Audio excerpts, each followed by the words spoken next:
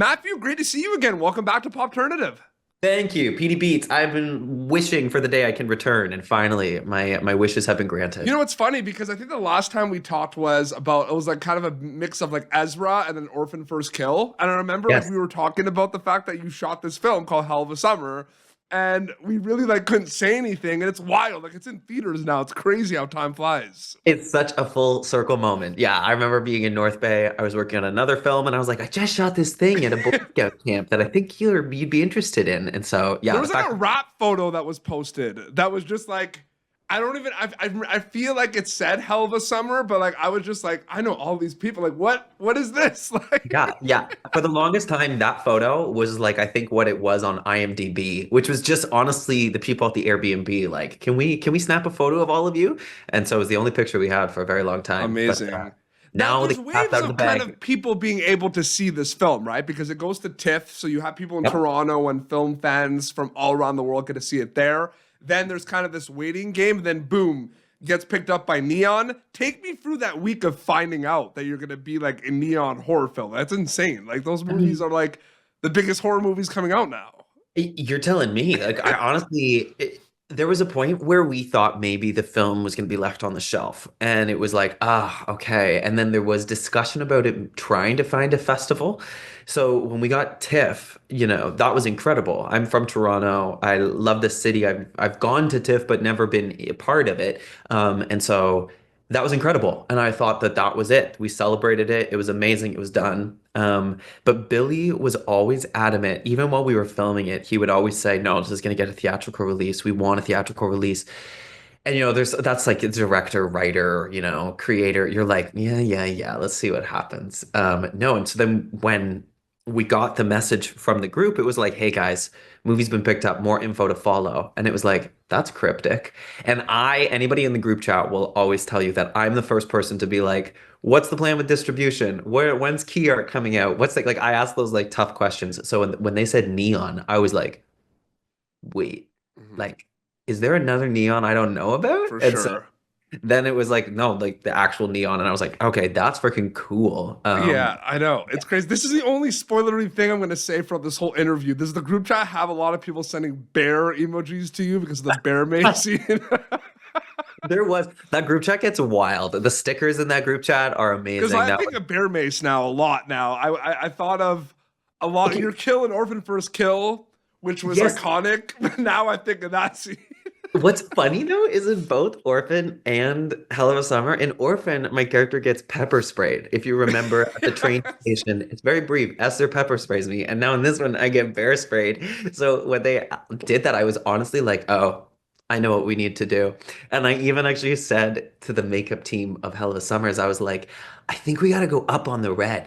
I was like, I was pepper sprayed in the other one, and it was pretty red, but this is bear spray, so I think it's going to be even worse. So I was like, just lather it on. Let's go. There's no too much is not a reality here. Let's keep going. Yeah. Absolutely. The thing that kind of always interests me, and now I'm kind of interested in this more now because I'm making films myself, is the conversations that kind of happen that lead to kind of memorable scenes like the bear mace scene that I'm talking about with you right now, right? I kind of want to know what the conversations were that led to that, the feel, all that stuff. You know, your directors acted in this film. So I'm just kind of wondering, were your conversations with them different from an acting perspective versus kind of a directing perspective? Or they're all kind of like storytelling kind of discussions? I think that it always was story first, Yeah. and the boys have been working on this script for, as I understand it, possibly even a couple years before it was brought to this stage.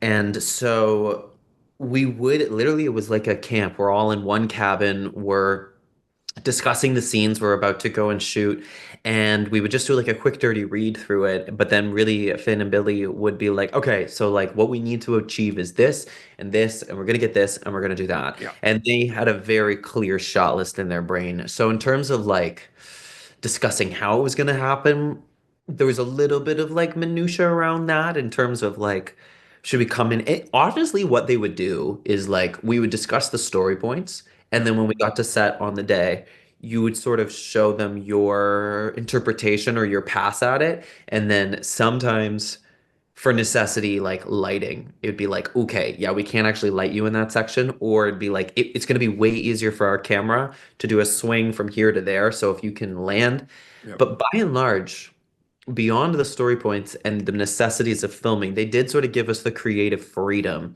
for that. And yeah, I do remember in that scene that we shot those on the very last day. That though the bear thing you're talking about was one of the very last shots of Iconic. the whole movie that we shot. Iconic. It's I so know. good. I will So stupid. always, if I'm ever in a situation where I have to like get you a gift, I will get you a gift, but then there'll also be a can of bear mace in there. I I'm just can't wait. I love it. like one And Billy day. actually he got us a little Camp Pineway pocket knives as like a little takeaway. And maybe I need a little bear mace keychain to go. Absolutely.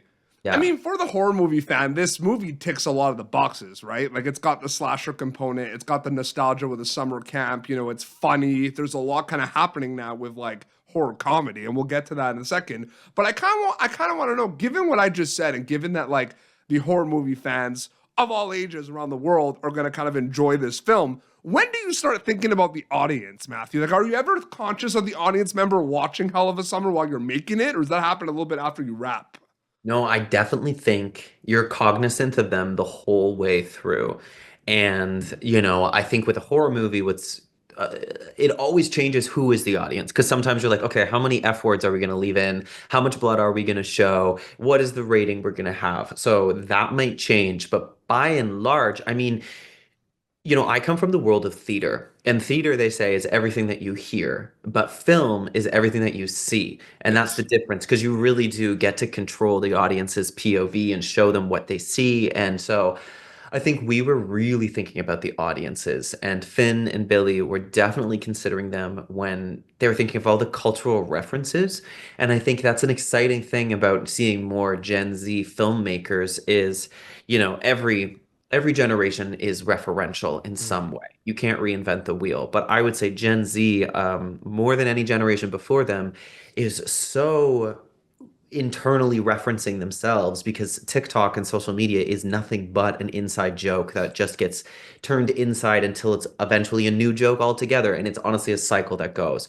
So, with us referencing so many tropes from the horror world that Yes. existed and so many things from like other coming of age movies that are huge, it almost was tongue in cheek the whole time, kind of like winking to the audience, being like, we know you know, and that's why we're actually doing this. Totally. And so, yeah, we were kind of holding their hands with us. And also, one thing too, I don't think Finn or Billy doubted the audience's intelligence at any point in making this, which is sometimes tends can happen, where it's like you really paint something on too hard, like an Easter egg is shown way too much at the beginning, and you're like, okay, well, obviously that's going to be the murder weapon at the end of the movie because we saw it for 5 extra frames than we should have. They were just kept it really quick and fresh. So, Mhm. um, the audience was considered but not doubted. And I think it's made the awesome piece that people are enjoying right now. 100%.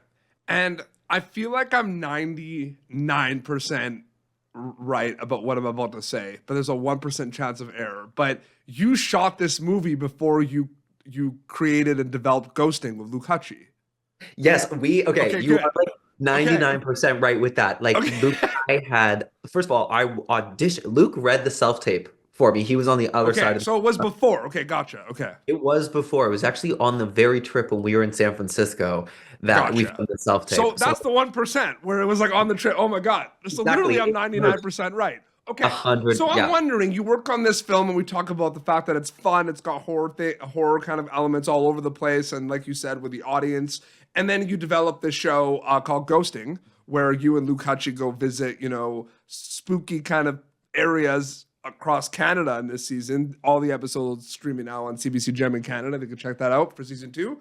Um, did a lot like how separate are past journeys compared to something like Ghosting? Like, did you bring like mindsets and preparation, even though they're completely different? It's all storytelling. Were there kind of ideas or thoughts or like things that you brought from Hell of a Summer to Ghosting, or are they completely separate for you? I mean, definitely. I mean, season two, we bring Kristen Azaire, literally one of the Yeah. cast members, with us. But I think the playfulness and the fun that was had while making Hell of a Summer definitely translates over to ghosting. And One sort of confirmed the other in being a good idea. Like we were developing ghosting while Hell of a Summer was being shot, and ghosting takes two sort of genres and blends them together in a smash, very intentionally abrupt way that sort of shocks the viewer but makes them fall in love with it. And I would say that Hell of a Summer is not quite as abrupt, but it does take comedy and horror and melds them.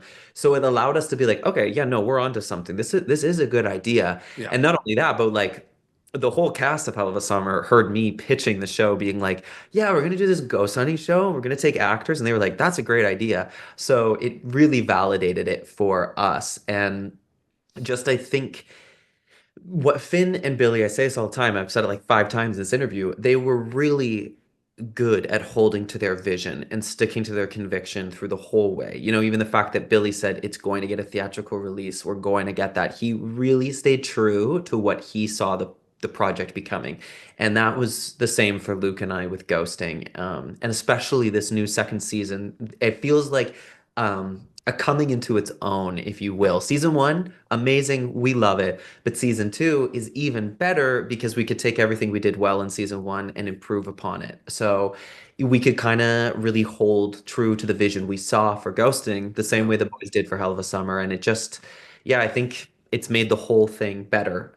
Yeah. Great Yeah, cast for season 2 of Ghosting. Tons of thank friends you. of the show. Amelie Gonzalez, Nikki Ramel, Jordan Connor. Great, Oh, we love them. great So cast. sexy, so talented, so funny, No, it was and great. all of them sit at a different spot on the scale of believing or not believing, which is perfect. Absolutely. No, there's some good stuff. Yeah, so that's season 2 of Ghosting on CBC Gem, all the episodes there. And then Hell of a Summer is in theaters, so they can go check that out, which is so exciting. Matthew, great catching up, man. Thanks so much for coming back on the show.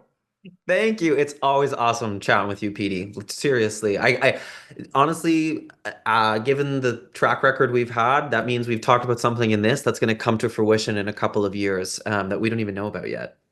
Absolutely. It's going to happen. Your Instagram is just your name, right? Matthew Finlan? Yes, at Matthew Finlan. Yep. Awesome. Well, this has been Pop Turn. youtube.com/PopTurn for previous episodes. Until next time, this is Matthew Finlan and Petey Beats signing off. Thank you for tuning in to Popternative. Make sure to check out our past episodes of Popternative on YouTube. This has been an Autograph Communications production.